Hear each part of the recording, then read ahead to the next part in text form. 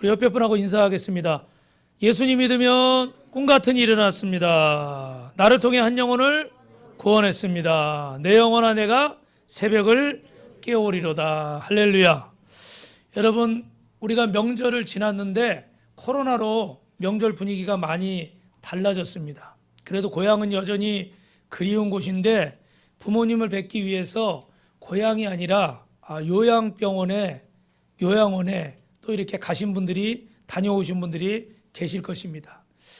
이제 이 요양병원은 우리의 한 방송실, 요양병원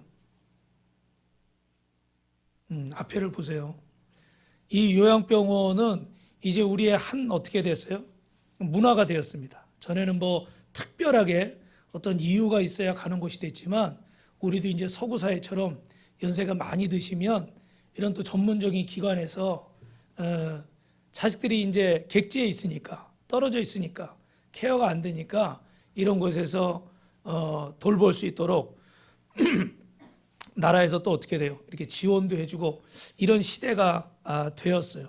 근데 이 코로나 때문에 정작 제대로 면회도 못하고 굉장히 마음 아프시고, 또 어떤 분은 이게 멀리 떨어져서 가림막 건너편에 이렇게 얼굴만 보고 생이별처럼 그렇게 그 영화에 나오는 것처럼 그런 참 안타까운 모습들도, 눈물만 흘리는 그런 모습들도 있습니다.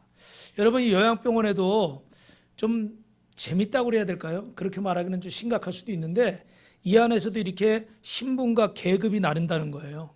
그런데 우리가 생각하는 것처럼 그 신분이 뭐 세상에서 어떤 권세를 대단히 누렸다거나 돈이 많아서 부자였다거나 뭐 유명한 사람이었다거나 이런 게 아니라 요양병원에서 최상위층은 똑같이 다 환자복을 입고 있기 때문에 겉으로 볼 땐 다를 바가 없어요. 그런데 어디서 이렇게 최상위층과 좀 하위층이 나눠지는가? 여러분 상상해 가시죠? 자녀나 뭐 그 지인들이나 하여튼간 가족들이나 친구들이 많이 찾아오는, 자주 찾아오는, 지금은 이제 뭐 코로나 시대라 이것도 잘 안 되지만 자주 찾아오는 분들. 두 번째로 어떻게 와서 어떻게 돼요? 그냥 안 가고 뭐 먹을 거, 필요한 거 많이 어떻게 돼요? 팁해 주는 사람들. 그죠? 많이 주면은 그거 가지고 방에서 어떻게 돼요? 오늘 쏘는 거죠. 뭐 내가 오늘 치킨 쏜다, 뭐 초코파이 쏜다, 이렇게 되는 거죠. 그죠? 그러면 그분들이 최상위층인 거예요. 세상에서 뭐 얼마나 잘났든지 잘 나갔든지 돈이 많았든지 유명했든지 이게 중요한 게 아니라 지금 당장 현실적으로 이 방에서 제일 그 힘 있는 사람은 이런 분인 거예요.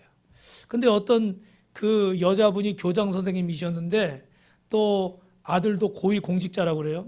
근데 이분은 바쁘셔서 그런지 이렇게 자녀들이 잘 찾아오지도 않고 또 이렇게 뭐 음식도 이렇게 풍성하게 못하니까 항상 그 방에 다른 분들이 어떻게 돼요?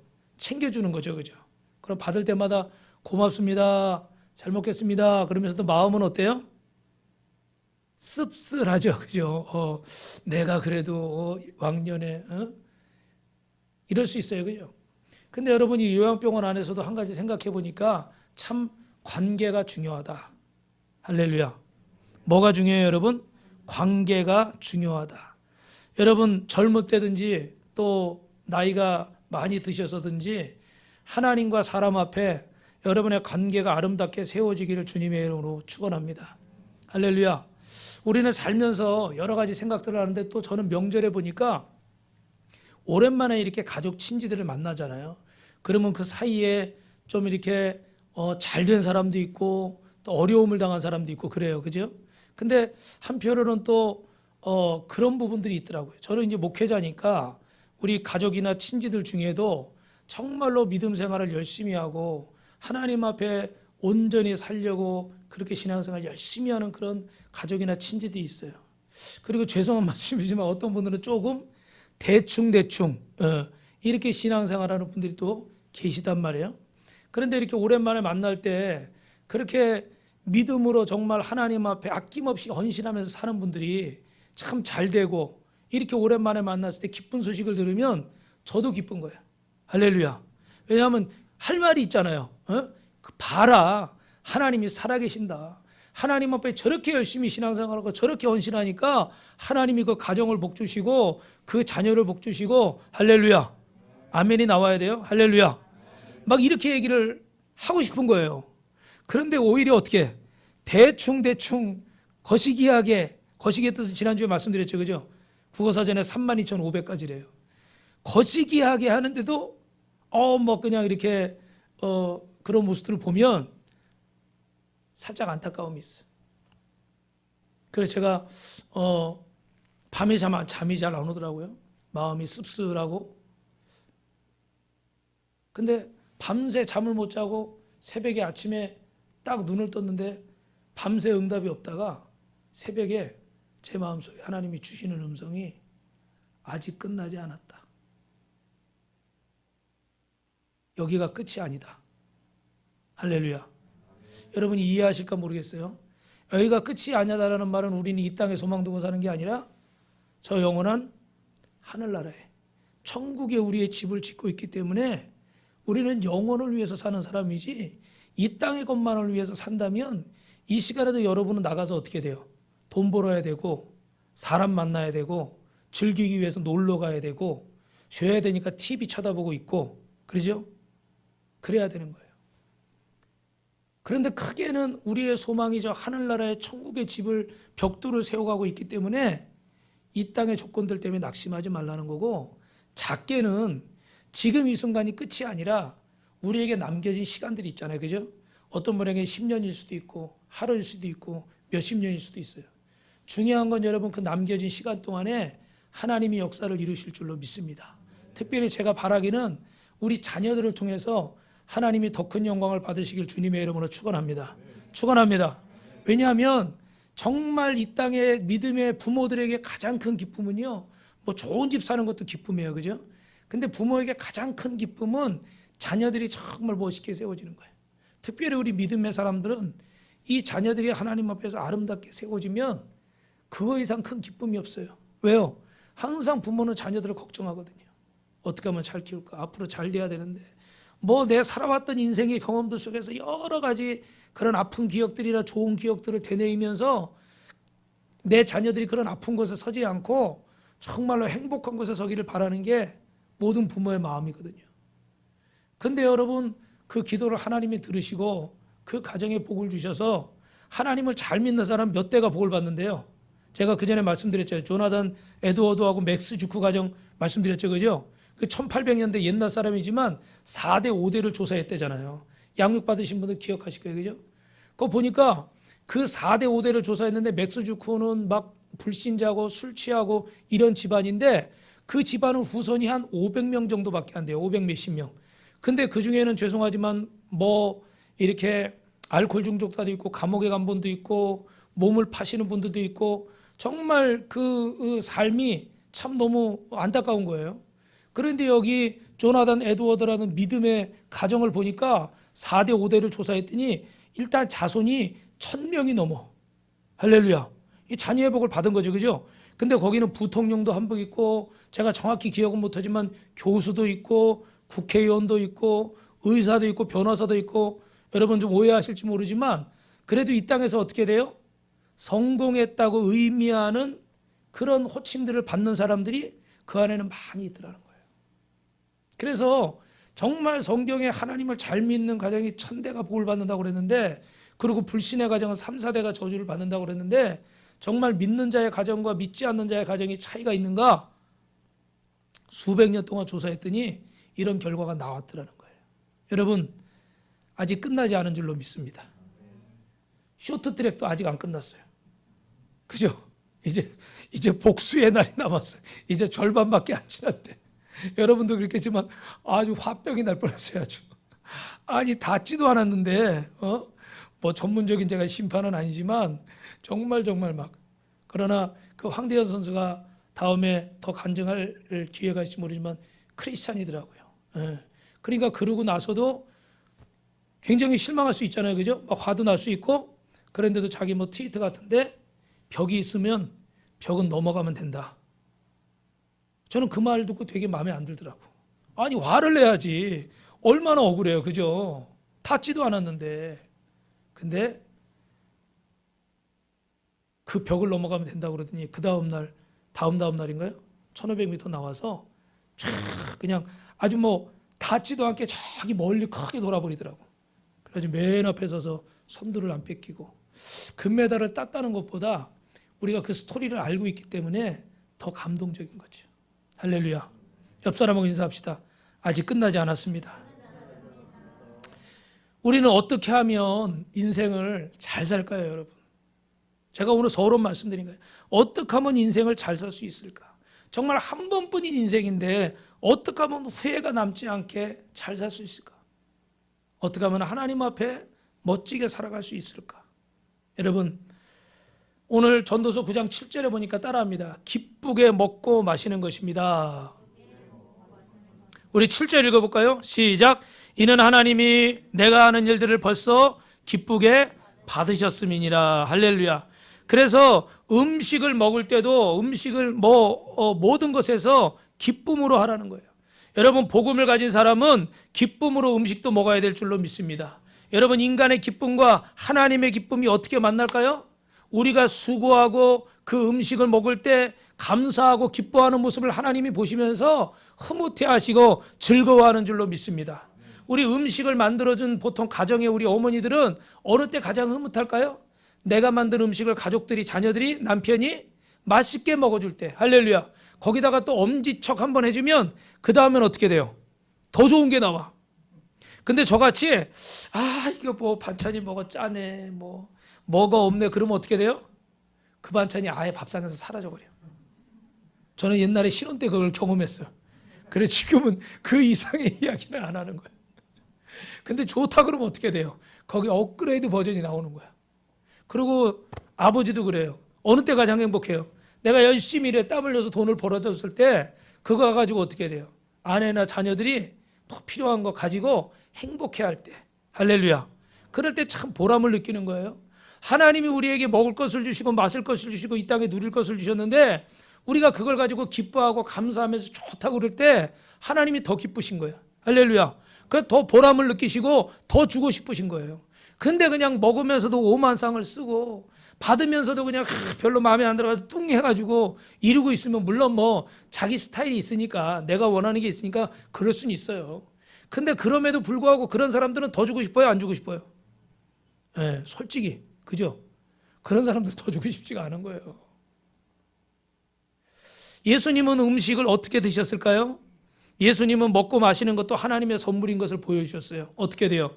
오병이의 기적을 통해서 그 들에 모인 수천 명, 그 아이들과 노인들과 여인들까지 하면 한 2만여 명 가까이 될 수도 있지만 그 많은 사람들이 해가 뉘어 져가는데 주변에는 식당 하나 전혀 없고 빈들이라고 그랬으니까 마을에서 이미 많이 나온 거예요. 그 정도 사람이 모이려면 넓은 어떤 제가 성지순례 가보니까 산상수는 여기서 선포하셨을 거라고 이렇게 팔복교회를 거기 세워놨는데 보니까 완전히 이렇게 언덕에서 내려가게 잔디밭이 쭉 이어져 있더라고요.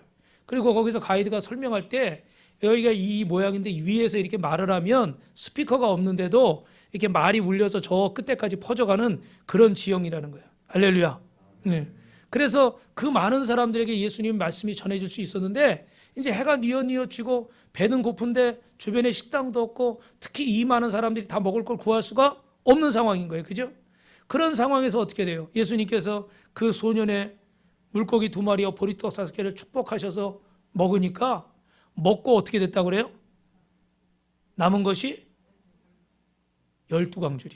할렐루야. 남은 것이 그렇게 많았다는 거예요. 여러분, 이렇게 남은 게 많았다는 건 어떻게 돼요? 풍성하게 채워주시는 하나님이신 줄로 믿습니다.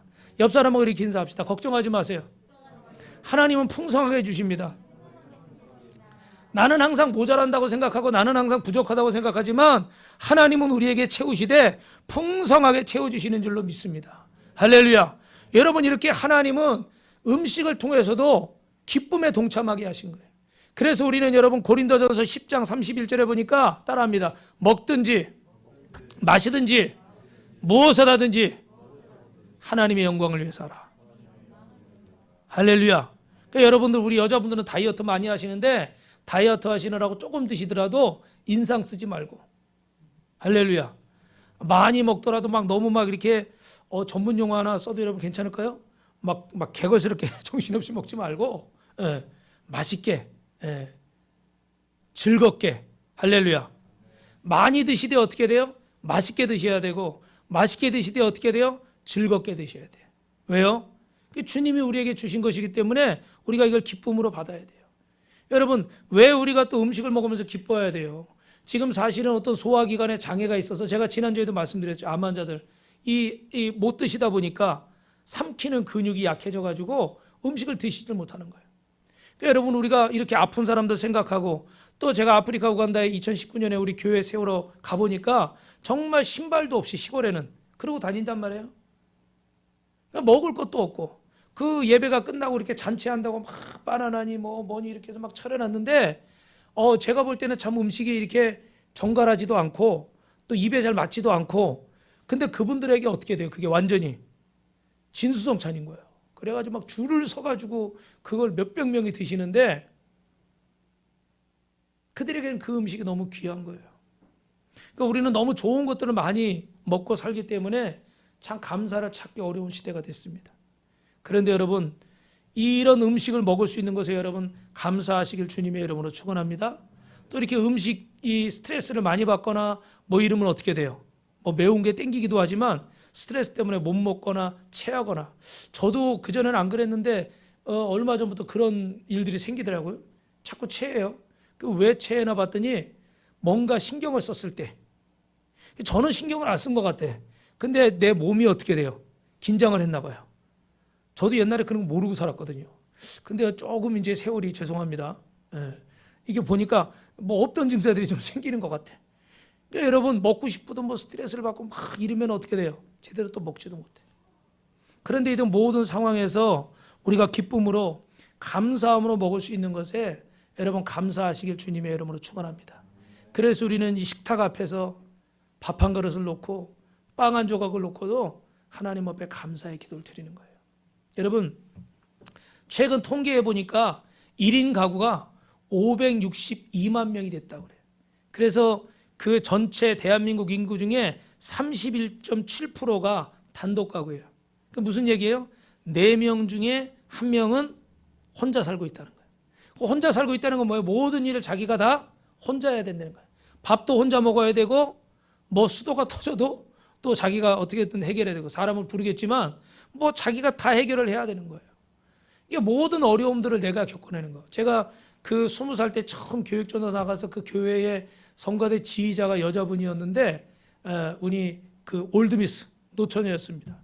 그때 당시 38, 9대 뜬 것 같아요. 그래서 대화를 나누다가 제가 우리 그 외삼촌이 장가를 안 가서 외삼촌을 좀 소개를 해줬어요. 잘 됐을까요? 안 됐어요. 근데 그분이 이제 얘기하다 그런 얘기 하더라고. 언제 제일 외롭냐? 언제 좀 짝이 있었으면 좋겠냐? 아플 때.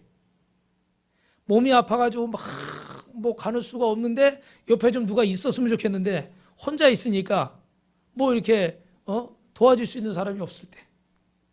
그때 참 이렇게 혼자 있는 게 힘들고 외롭다. 이런 얘기를 하더라고요.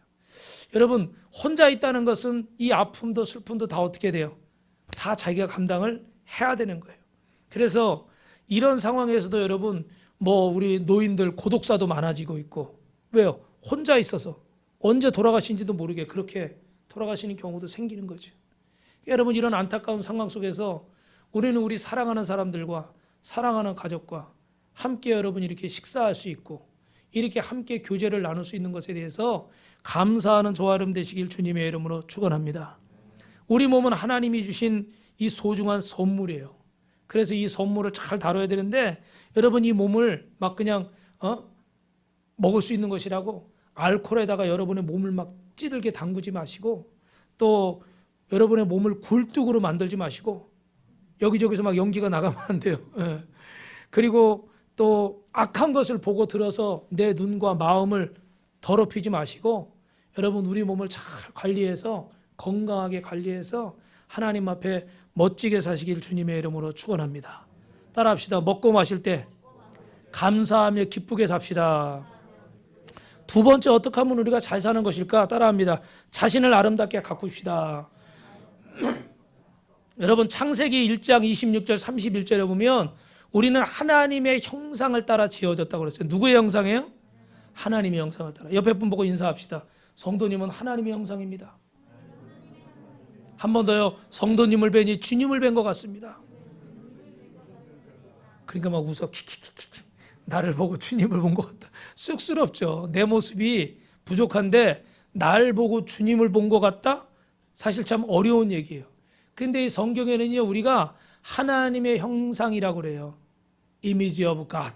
그래서 여러분, 그 피터 앤스라는 사람은 Image of God이라는 그런 책을 썼는데, 자료화면이 안 나오네요. 이 책에 보면 여러분, 하나님의 형상을 우리는 리플렉트 한다고 그래요. 뭐라고요? 리플렉트 한다고 그러는데, 비추다, 반사한다, 그런 의미예요. 여러분, 딱 거울 앞에 서면 어떻게 돼요? 내 모습이 비춰지죠. 반사가 되는 거예요. 그죠? 그래서 그 모습을 보면서 어떻게 돼요? 우리의 모습을 보게 되잖아요. 근데 사람들이 우리의 모습을 딱 보고서 누구를 볼 수 있어야 되는 거예요? 하나님이 보여야 돼. 주님이 보여야 돼. 할렐루야. 그게 지금 인사 나눈 것처럼 성도님을 뵈니 주님을 본 것 같습니다. 그런 고백이 나와야 돼요. 목사님을 뵈니 주님을 본 것 같습니다. 사모님을 뵈니 주님을 본 것 같습니다. 전도사님을 보니 주님을 본 것 같습니다. 주님을 보니 집사님을 보니 주님을 본 것 같습니다.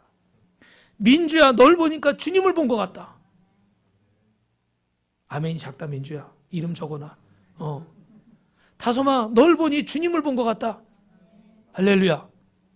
우리 시은 씨를 보니 주님을 본 것 같아. 오늘 좀 늦게 들어왔어. 그래서 더 반가워. 왜 이분들이 안 오나? 선희자매를 보니 주님을 본 것 같아. 일부러 그런 것 같아. 좀 기다리라고. 귀한 줄 알게. 그런데 우리가 그럴 때가 있잖아요, 정말. 근데 우리 성도님들이 참 이렇게 이쁜 말을 이번 주에 많이 하시는데, 어떤 분은 이번 주가 월삭 새벽이었잖아요. 월삭 새벽인데 나오려고 매일 시도를 했대요. 월요일뿐만 아니라 매일. 근데 눈이 떠져요, 안 떠져요? 눈이 안 떠져. 그래서 한 번도 못 나왔지만 매일 나오려고 시도를 했다고 그래서 참 그 말만 들어도 사실 제가 그전 같으면 감사를 못했을 거야. 근데 요즘은 그런 말만 들어도 감사가 나오더라고. 할렐루야. 근데 또 더 감사한 건 이렇게 철야 예배를 드리고 가다가 그 얘기를 하다가, 근데 목사님 오늘 설교를 들으니까 아침에 일찍 일어나는 것도 중요하지만 교회 옆으로 이사를 와야 되겠어요. 박수 한번 쳐주세요. 박수. 누군지는 모르시겠지만 이사 온 다음에 얘기해야지. 이사를 와야 되겠어요. 그런 얘기를 하시더라고요. 근데 또 어제는 또 제가 이렇게 몇 분 신방 전화 이렇게 새 가족들 하는데 또 그런 말씀 하시는 거예요. 목사님, 주일이 기다려집니다. 지난주부터 주일날 교회 가는 게 기다려집니다. 할렐루야. 그러니까 제가 속으로는 매일 오세요 그러고 싶은데 집이 머니까. 근데 중요한 거는 정말 주님의 날이 기다려지는 거, 이게 얼마나 귀해요. 그죠? 그러니까 그런 말을 들을 때 진짜 제 마음속에는 주님의 음성 같아. 진짜 그 주님의 위로가 있어. 우리가 뭐 그렇게 많은 수가 아니고 뭐 대단한 그런 교회는 아니지만 그런 말을 들을 때 주님의 음성 같아. 그래서 여러분 한 분 한 분의 모습을 볼 때마다 주님을 본 것 같은 줄 믿습니다. 할렐루야. 그래서 이번 주에도 여러분 우리가 이 복음을 전해야 되는데 우리 8절 말씀 한번 먼저 읽어봅시다. 시작. 내 의복을 항상 희게 하며 내 머리에 향기름을 그치지 아니하도록 할지니라. 할렐루야. 우리 전도 사진 한번 보여주실래요? 그 이번 주에는 우리 수도가 이렇게 터져가지고 이렇게 고치러 오신 분. 근데 그분하고 길게 얘기는 못하지만 전화 통화를 한 대여섯 번 했어요. 왜냐하면 이렇게 좀 오면은 비용이 나가잖아요. 그래서 제가 고쳐보려고 이렇게 했는데 하다 안 돼가지고 하다 안 돼서 이제 사람을 불렀는데 결국은 제가 잘못한 건 아니고 부품에 문제가 있었더라고. 그래가지고 이제 안 조여져서 결국은 그분도 다시 갔다가 그 다음날 또 다시 와서 이렇게 고쳤는데 그 과정에서 이분이 너무 친절한 거예요. 보통 이 기사분들 같으면 자기가 가서 이렇게 돈을 받아야 자기 일인 거지, 전화로 그렇게 막 자세히 설명해주고 이게 사이즈가 몇 짜리냐 막 사진 찍어주고 그런 일은 웬만한 사람은 안 하잖아요. 그죠? 귀찮아하고. 그리고 제일 중요한 건 뭐냐면 우리 거 해주신 분은 벌써 퇴사했더라고. 연락이 안 돼. 전화를 안 받아. 근데 이분은 다른 분인데도 정말 너무너무 친절한 거예요. 그래서 제가 통화를 하면서도 야, 이런 분은 진짜 참 귀하다. 어떻게 이런 분이 계실까? 그럴 정도로. 근데 딱 와서 이렇게 하게 돼가지고 우리 사모님하고 저하고 예비된 영혼이다. 하나님이 붙여주신 영혼이다. 우리가 꼭 복음을 전해야 되겠다. 그래서 이렇게 복음을 전하고 브릿지를 전했어요. 할렐루야. 영적 기도를 따라하고 그리고 이제 올해 9월인가 10월에 이렇게 결혼을 하신대. 그때 연락하라고 그랬어요. 또 며칠 전에는 또 우리 이렇게 장모님 생신이라 이렇게 친척들 가족들을 만나면서 우리 또 조카들 이렇게 전도를 했는데 지금 사진이 준비 안 된 것 같은데 이렇게 복음을 전하면서 정말 행복한 걸 느끼죠. 사랑하는 성도 여러분, 복음을 전하는 분들이 되시기를 주님의 이름으로 축원합니다. 그러면 오늘 말씀처럼 의복을 항상 희귀하고 머리에 향기름을 그치지 않도록 하는 이유가 뭘까요?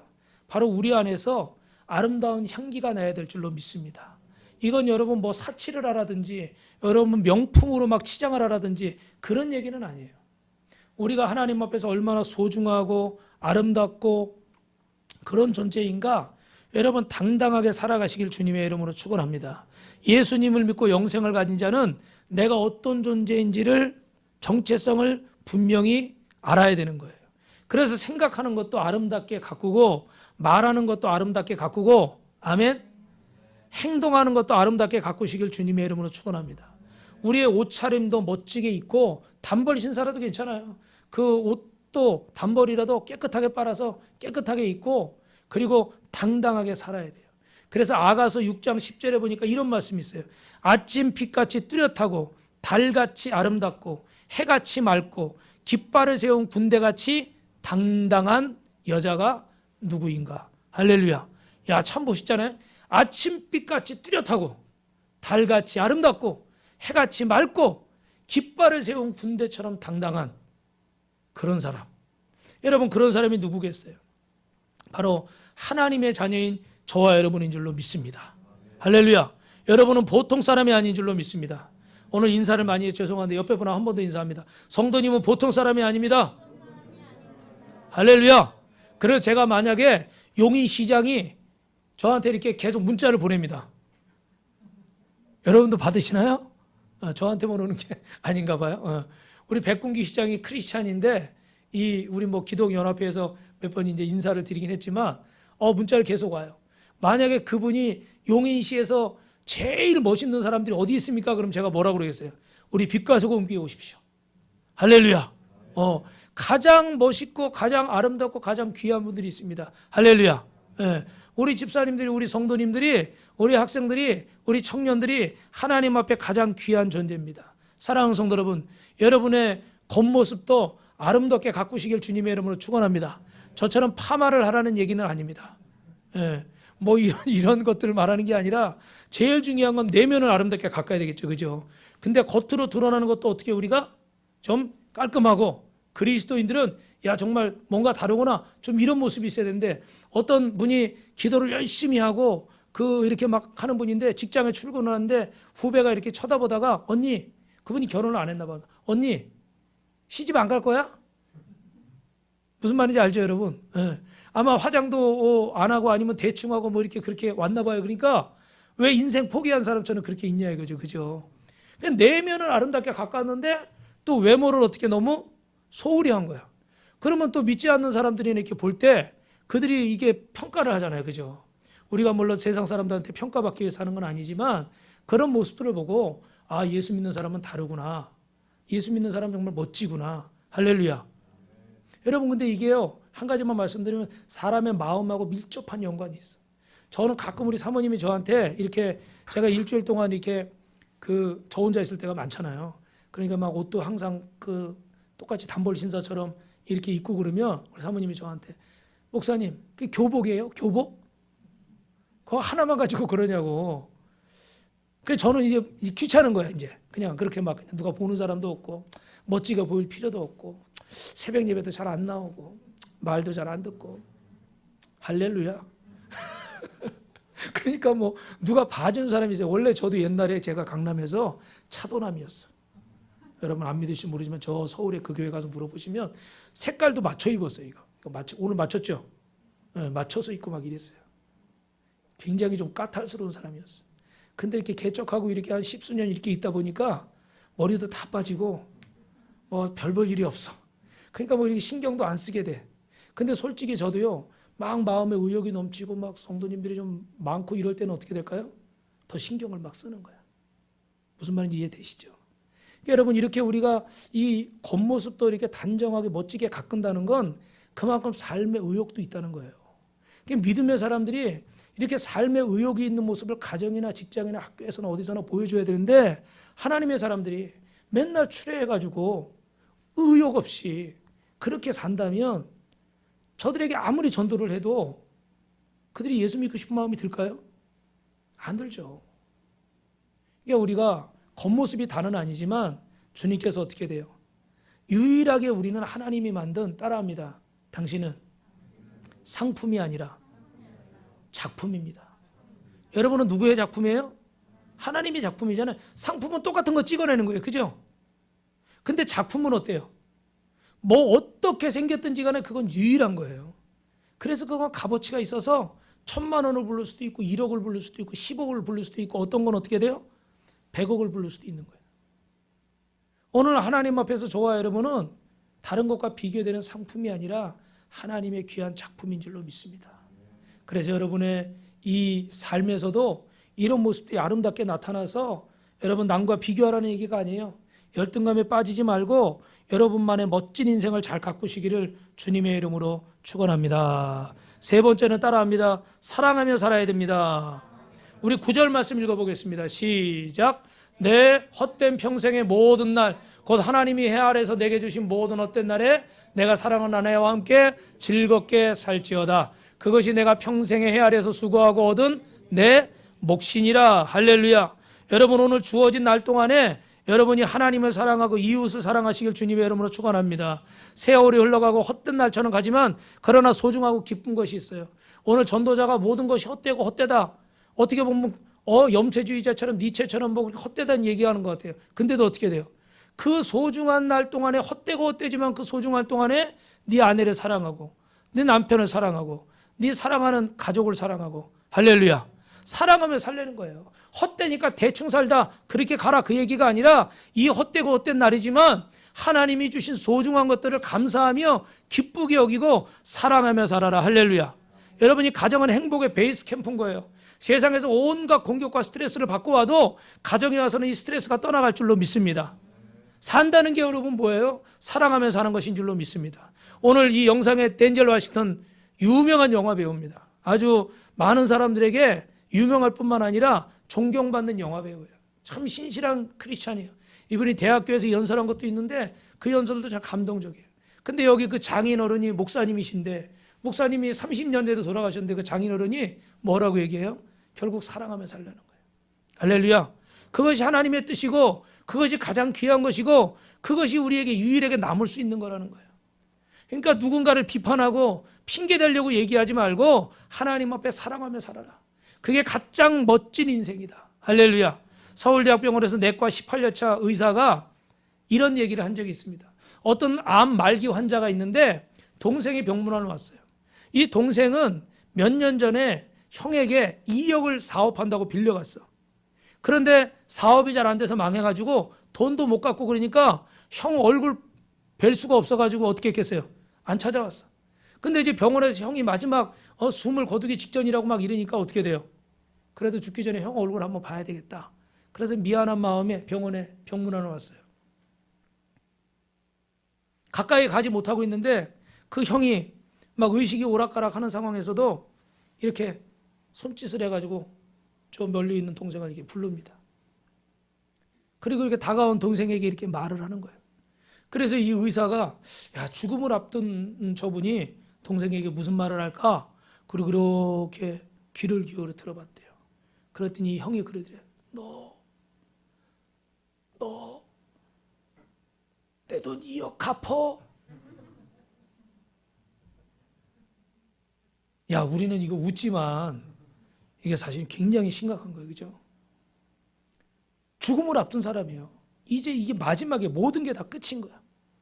근데 그 상황에서 그 자기 남도 아니고 자기 동생에게 내 돈 2억 갚어.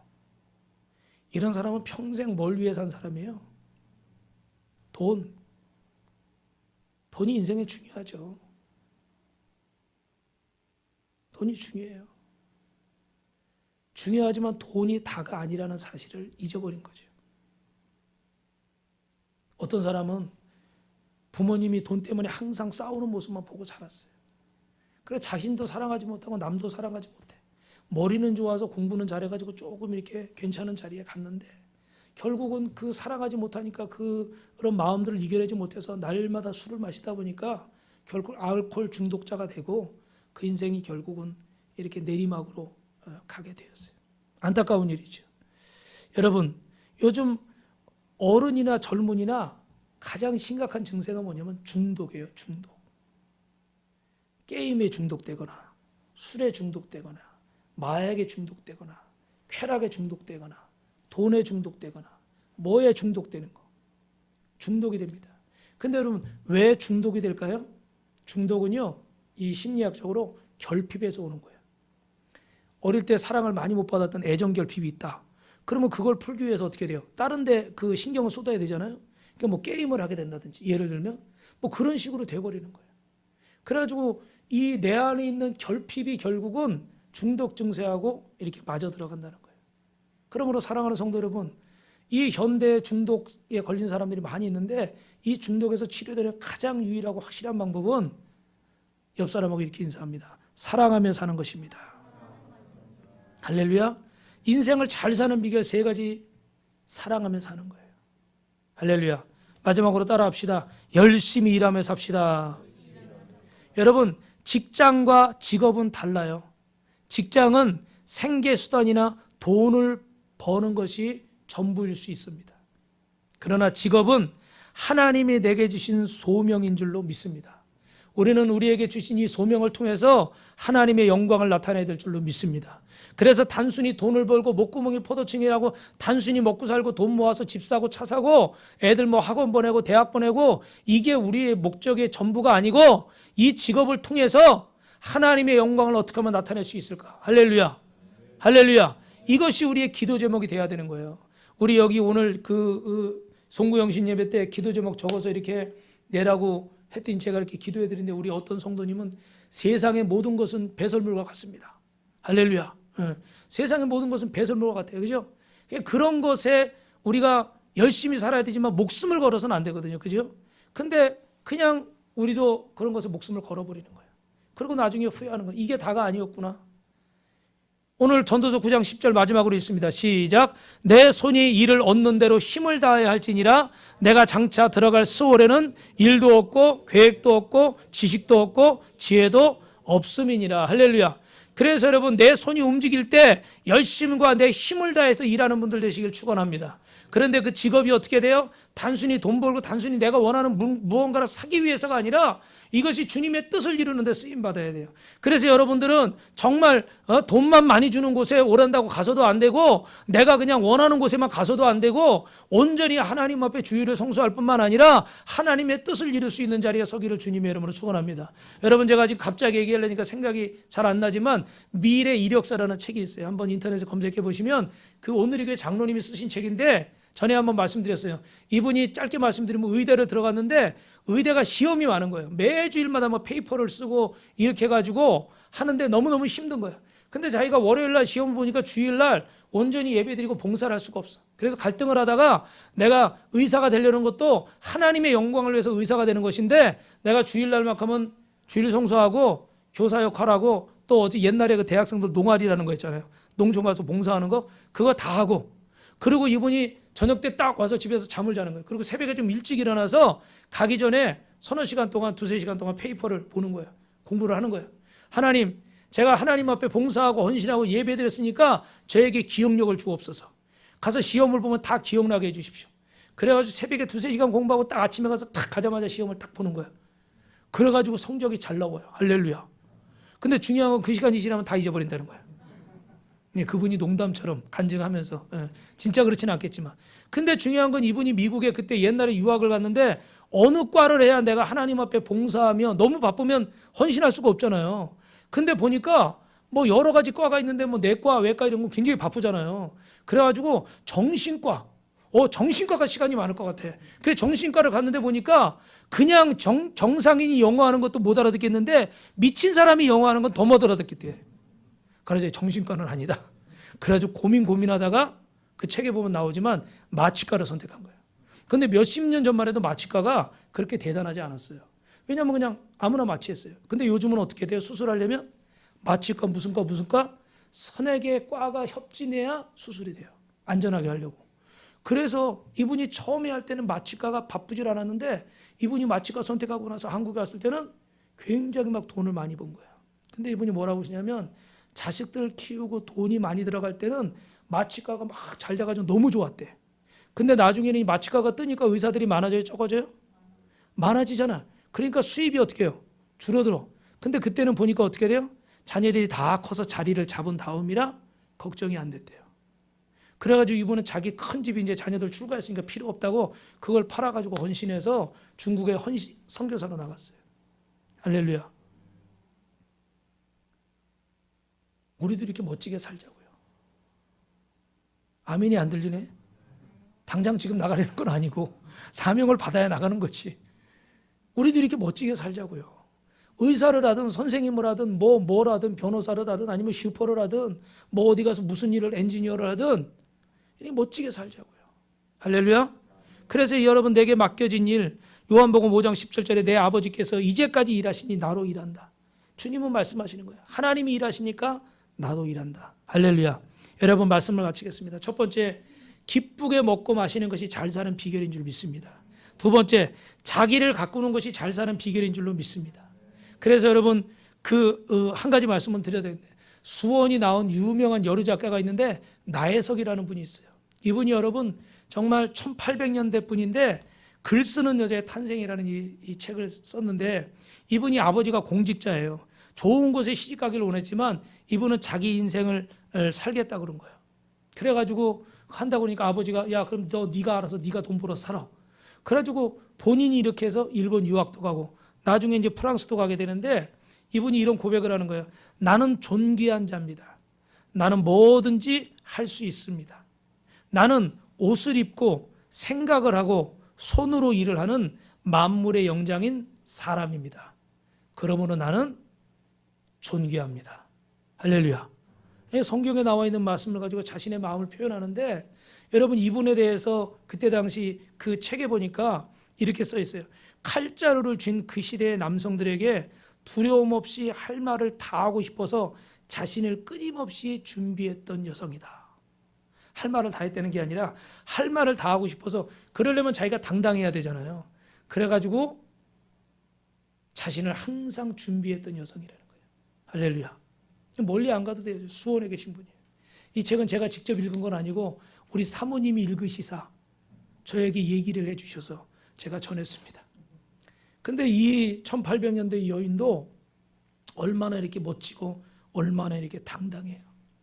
여러분 내면도 외면도 포기하지 마시고 여러분을 아름답게 가꾸시길 축원합니다. 그리고 인생을 살면서 잘 사는 비결 세 번째는 사랑하는 것입니다. 할렐루야. 그리고 마지막 네 번째는 일할 수 있을 때 마지막에 우리가 심판대 앞에 설 때는 절대 일할 수 없어요. 아무것도 못합니다. 여러분이 할 수 있을 때 열심히 일하시길 주님의 이름으로 축원합니다. 그래서 너는 가서 기쁨으로 내 음식을 먹고 즐거운 마음으로 내 포도주를 마실지어다. 한 주간도 여러분이 하나님 앞에 멋진 인생을 사시기를 주님의 이름으로 축원합니다. 축원합니다. 우리 말씀